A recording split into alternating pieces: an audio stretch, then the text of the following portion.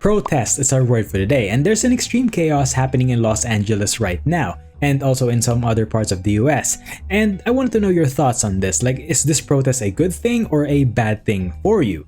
So please feel free to comment your overall thoughts on the situation. And I wanted to make this video to kind of explain what's going on, why is there so much chaos out there, and what led to it, and also to show you wacky highlight clips back to back. So for those of you who don't know, US President Donald Trump ordered an ICE raid. ICE stands for Immigration and Customs Enforcement, and it's been around since 2003, and their main job is one thing: is to protect the United States on the immigration side, like investigating legal and illegal immigrants and getting rid of the illegal or undocumented ones. So what basically happened was Donald Trump ordered a lot more ICE teams to sweep the nation to try to rid the land of the free, the United States, off of illegal immigrants. And that's mainly the reason why he won the elections, because of that promise. The choice for every voter this November is clear. You can have a president who lets thousands of radical Islamic terrorists into our country, or you can have a president who throws radical Islamic terrorists the hell out of our country and gets them out fast. And now he is trying to live up to that promise. So as early as when Donald Trump was elected back to presidency again, up to now, the ICE team has detained more than 100,000 illegal immigrants. That is insane. That's 7 times the capacity of the Madison Square Garden and almost at full capacity of the Maracana Stadium in Rio de Janeiro. And just on June 3, 2025 alone, over 3,000 immigrants were detained. And a lot of them apparently are bad guys, and some of them are really bad guys. In Houston, ICE deported 142 criminal aliens in Mexico in just the past 2 weeks. You're taking a look at just some of those arrests.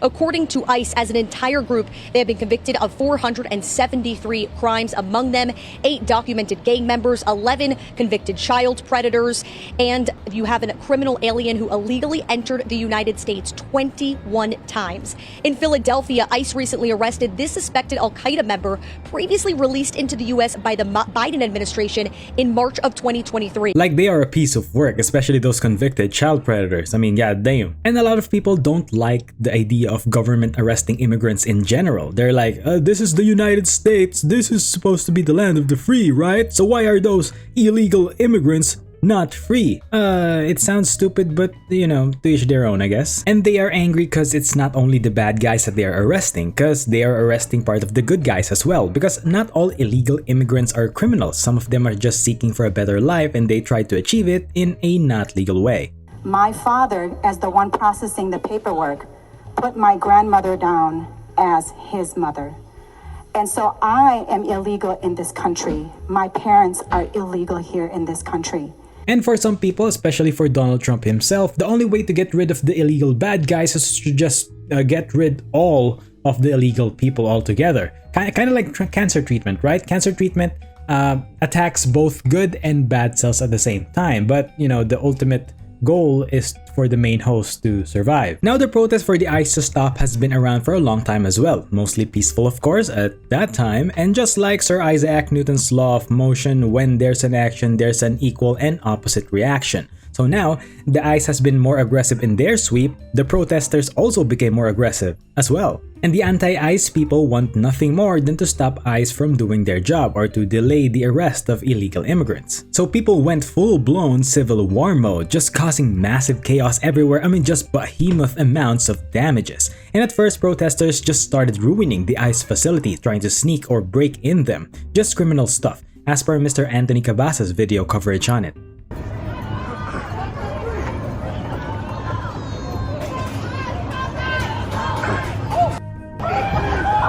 And after a while, the ICE enforcers said enough and then started blasting rubber bullets to anyone that is moving apparently, and arrested those who didn't channel their inner Speedy Gonzales and didn't run fast enough.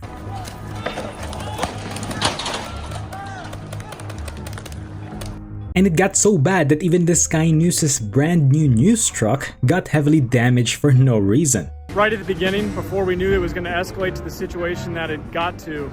This is a brand new news truck that we just got. Looks like the tires were slashed. They busted into the windows. You'll see our personal bags were in the car. They stole all the stuff that was inside. I mean, for what? Did they thought that was an ice truck? And you can see them vandalize it with F-ice, like I wonder what will that accomplish? And one of the reporters even got shot with rubber bullets in the legs. Rubber bullets of protesters moving them on through the heart of LA. You just shut the fuck up! You okay? I don't know if that's accidentally or they thought that she's another protester. Like, it really looks like he aimed right at her and like she's doing nothing. And then they vandalized a local robot taxi, and like what Mr. Decoy Voice said in his video, vandalizing a taxi that actually serves the community is probably one of the most stupidest way to try and stop ICE from doing their job. Like, what's the point in that, right? Like, are they thinking that the ICE will be like, oh no, we must stop the raids because they vandalized a robot taxi? Now I'm not in anyone's side here. I'm just telling you what happened and the reasoning behind it. Like, it really just sounds stupid, like causing chaos unrelated to the main cause. But anyway, moving on. Now, despite all of that, some people, especially news outlets, describe the anti-ICE protests in LA as mostly peaceful. Demonstrations had been going on right outside the Federal Detention Center. Most of those demonstrators were very peaceful. They were chanting, they were shouting. People were driving by honking their horns. And again, they were expressing their anger about the detention of so many immigrants at the Federal Center.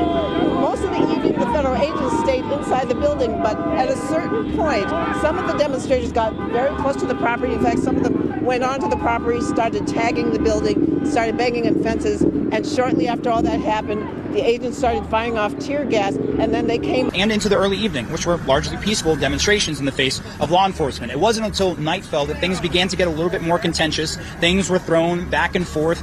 Police started using some of those crowd dispersal tactics like tear gas, even playing very loud sounds to push them out. Yeah, keep that in mind because we're not done. Because the protesters said screw the ICE and we're gonna throw rocks at innocent incoming vehicles.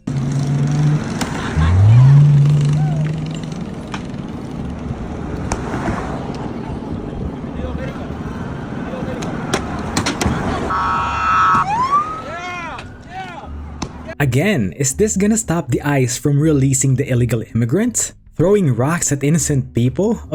Well, good news because the rock thrower is wanted now and they were able to capture just a tad bit of his ugly mug. Oops, sorry, scratch that. His whole entire ugly mug. And he has now a bounty on his head. I'm guessing he's proud of that. And when they ran out of something to throw, they wrecked the local sidewalk and ballers to make more ammo per se. And then they burned another car on the sidewalk. Let's get into there right now. You see the hood right now melted. No, it's the battery in it. It's the battery that blows up. And they burned more robot taxis, then waved the Mexican flag on top of it.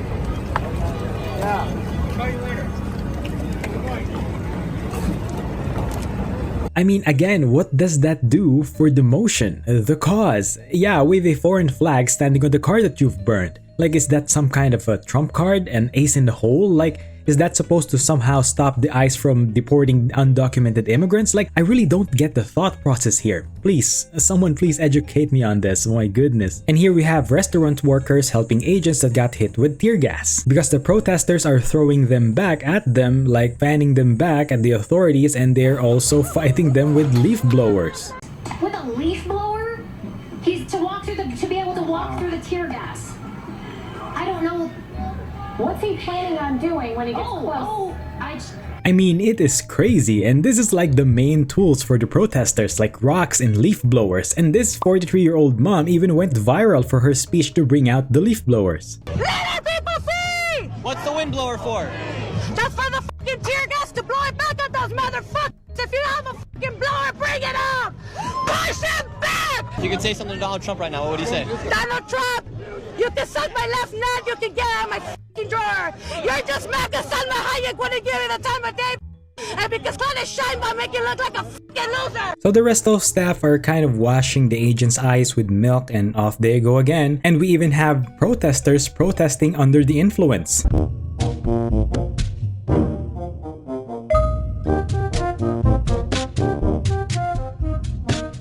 Like, damn, he is REM sleeping hard over there. And we also have someone selling food at the protest.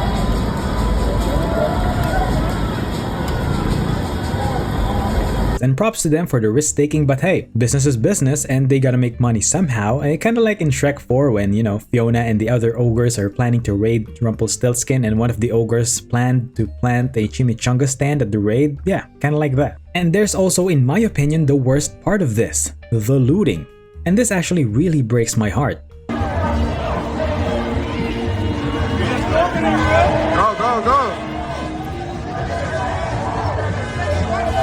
And as a very small business owner, this is just truly sad to watch. And I'll cover this in another video because this deserves a special kind of trashing. Now after that, they actually somehow succeeded at actually stopping the officers from doing their job by trapping them under a bridge. And they are trapped because people are just throwing so much stuff overhead like rocks, scooters, and even some smoke maker of some sorts. And again, leaf blowers.